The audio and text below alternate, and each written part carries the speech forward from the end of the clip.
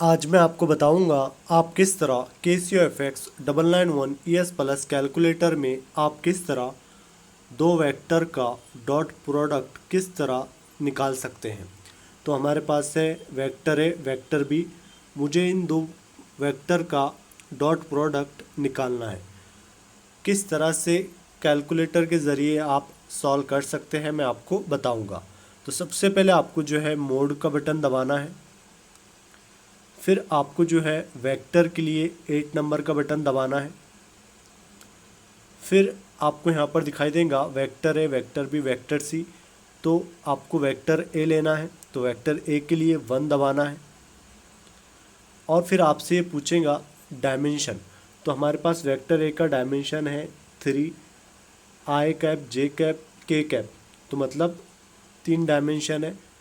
तो 1 नंबर का बटन दबाना है। और अब आपको यहाँ पर वेक्टर ए की वैल्यू पुट करना है। तो आई का कोएफिशिएंट है 7, तो 7 आपको यहाँ पर पुट करना है। उसके बाद इक्वल का बटन। फिर उसके बाद जे का कोएफिशिएंट है 3, तो 3 यहाँ पर इंटर करना है। और उसके बाद इक्वल का बटन। फिर लास्ट में के कैप का कोएफिशिएंट है -9, तो -9 आपको यहाँ पर पुट करना है। वैल्यू पुट करने के बाद इक्वल का बटन। और उसके बाद आपको एसी का बटन दबाना है। अब आपको जो है शिफ्ट का बटन दबाना है।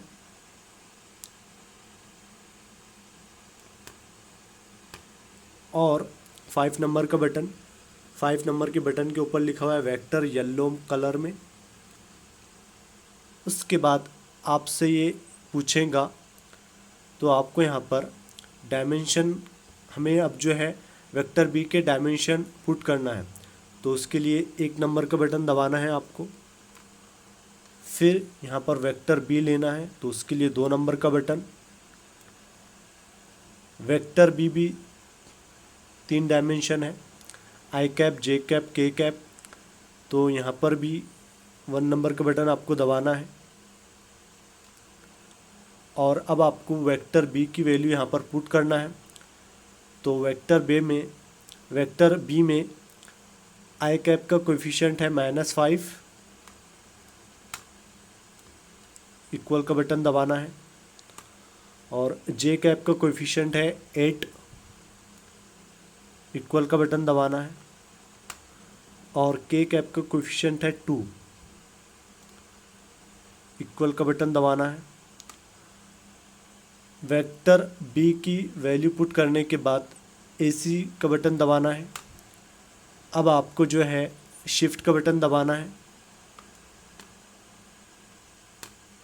शिफ्ट का बटन दबाने के बाद 5 नंबर का बटन।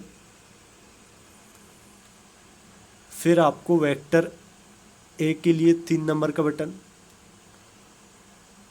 और फिर आपको जो है डॉट के लिए दोबारा से शिफ्ट का बटन दबाना है। 5 नंबर का बटन दबाना है। उसके बाद यहाँ पर डॉट आपको 7 नंबर पे दिखाई देगा, तो डॉट के लिए 7 नंबर का बटन दबाना है। फिर अब आपको जो है वेक्टर बी लेना है, तो उसके लिए शिफ्ट का बटन दबाना है दोबारा। और फिर 5 नंबर का बटन। वेक्टर बी 4 नंबर पर है, तो 4 नंबर का बटन दबाना है। Vector A dot vector B, उसके बाद इक्वल का बटन दबा देना है। तो इस तरह आप vector A dot vector B निकाल सकते हैं।